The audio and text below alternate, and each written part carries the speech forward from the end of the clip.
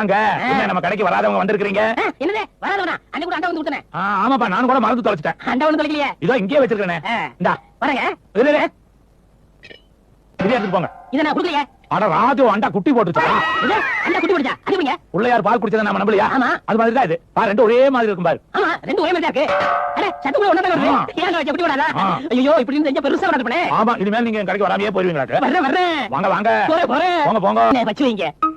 இதை ஏன் எங்கிட்ட குடுக்குற? உங்கள்ட்ட தான் நம்பிக்கையா இருக்கும். ஆமா, அன்னைக்கு அண்டா கொடுத்துட்டு போனேன்.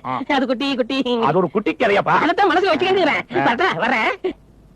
அன்னைக்கு செயின் கொடுத்து போனல, அந்த செயின் குட்டி கொடுங்க. ஐயோ, என்ன ஐயோ? உங்களுக்கு விஷயமே தெரியாதா? ரெண்டு குட்டி போடுச்சா? இல்ல, நீங்க செயின் கொடுத்துட்டு போனீங்களா? அன்னைக்கு நைட் அந்த செயின் செத்து போயிடுச்சு. என்ன செயின் செத்து போச்சா? செயின் எப்படி ஆகும்? நான் நம்ப மாட்டேன். டேய், அன்னைக்கு அண்டா குட்டி கொடுத்தனல, வாங்கிட்டு போனீல? அண்டா குட்டி போடுமா? அப்புறம் ஏன் வாங்கி போனேன்? அப்ப அதே நம்பர் மாதிரி இதே நம்பர். செயின் எப்படி ஆகும்? டேய், பிரசவத்துக்கு போகும்போது வேதனை தாங்க முடியாம செத்து போச்சு.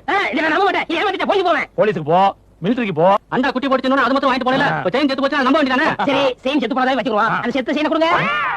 அத நான் புதைச்சிட்டேன். புதைச்சத காமிங்க. நான் தோண்டி எடுக்கிறேன். நீ இப்படி கேப்பேன்னு தெரிஞ்சுதான் நான் எரிச்சிட்டேன். இந்தா, அதோட அஸ்தி எடுத்து நெத்தியில பூசிட்டு கங்கையில கொண்டு போய் கரைச்சிரு. கரெக்ட்.